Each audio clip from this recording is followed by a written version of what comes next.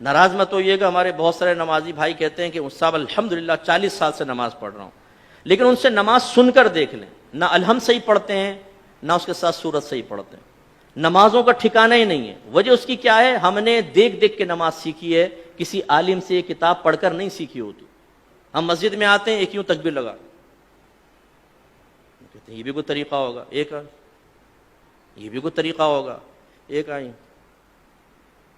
یہ بھی ایک طریقہ۔ ہمارے بچے پریشان ہوتے ہیں کہ کیا، بعض بزرگ وضو کر رہے ہوتے ہیں، ہاتھ دھویا، پھر یہ وہ بچہ کہتا ہے یہ بھی کچھ ہے، ہاتھ دھونے کے بعد کرنا ہوگا۔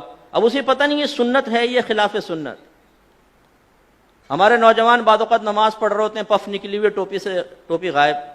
اب ٹوپی سے نماز پڑھنا مستحب ہے، اس کا انکار نہیں ہے، اور ہم ادب بھی اس کو کہتے ہیں، لیکن بغیر ٹوپی کے نماز پڑھنا نہ گناہ ہے نہ کوئی مکروہ تحریمی، زیادہ سے زیادہ آپ کہہ سکتے ہیں مکروہ تنزیہی، جو گناہ نہیں ہے نظر شرع میں لیکن اچھا بھی نہیں ہے۔ یوں اب ہمارے کئی لوگوں کو دیکھا وہ نماز پڑھ رہے ہیں، ٹوپی لی اس کے سر پہ، اور پھر جمائیں گے اس کو تھوڑا سا نا تاکہ اچھی طرح وہ اپنی جگہ بنا لے، لیکن اس کے بال بھی ایسے آوارہ گرد اور ایسے دشمن ہوتے ہیں، بولتے ہیں خبردار جو ٹوپی ٹکی سر پہ، وہ رکوع میں جاتا ہے ٹوپی پہلے سجدے میں۔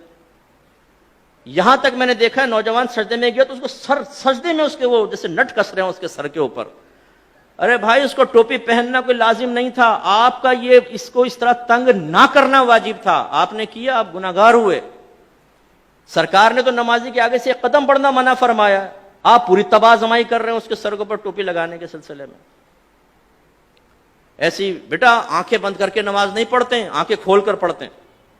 حالانکہ فقہ نے واضح لکھا ہے کہ اگر آنکھیں بند کر کے خشوع و خضوع زیادہ ہوتا ہے تو مستحب ہے کہ آنکھیں بند کر کے نماز پڑھیں، اور اگر آنکھیں کھول کر نماز پڑھنے سے خشوع و خضوع آتا ہے، دنیاوی خیالات سے نجات پاتے ہیں، تو آنکھیں کھول کر پڑھنا مستحب ہے۔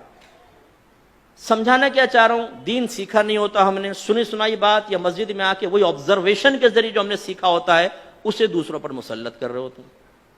بچہ بیٹھا ہوا ہے، پاؤں ہلا رہا ہے، بیٹا ایسے پاؤں نہیں ہلاتے، نحوست ہوتی، وہ بچہ رک جاتا ہے۔ اب بھائی کہاں سے نحوست ہوتی ہے یہ بتائیے، پاؤں ہلانا کہاں سے نحوست ہے؟ یہ تو کوئی نحوست نہیں ہے، شریعت نے تو کوئی منع نہیں کیا۔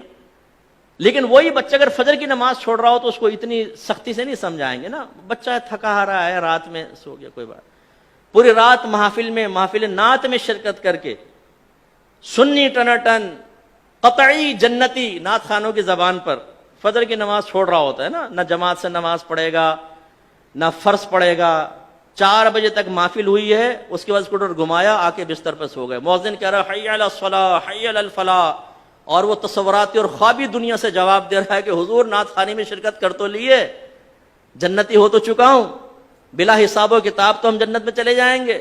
خود نعت خان نے شعر سنایا ہے، ہم رسول اللہ کے جنت رسول اللہ کی، یہ حی علی الصلاح علی الفلاح دوسرے لوگوں کے لیے ہے، جو نعت خوانی میں شرکت نہیں کرتے ان کے لیے ہو سکتا ہے، ہم تو جنتی ہیں۔ یہ ہم لوگوں کی حالت ہے۔ تو خلاصہ کلام یہ ہے کہ دین آپ سیکھیے۔ میں نے الحمدللہ بالغان کا بہت مدرسہ پڑھایا، نمازیں سنیں کوئی ٹھکانہ نہیں، سبحان رب الاعلی، التحیات، حالانکہ سے لفظ ہے التحیات، التحیات نہیں ہے۔ اسی طرح صحیح لفظ ہے رب اجعلنی، اور اکثر کیا پڑھیں گے ربی جعلنی، ربی جعلنی، غلط ہے۔ یہ اصل میں اجعل صیغہ امر کا، ربی کو با کو جیم سے ملائیں گے حمزہ وصلی گر جائے گا، رب اجعلنی، رب اجعلنی، لیکن ربی جعلنی۔ تو یہ کیوں ہوتا ہے؟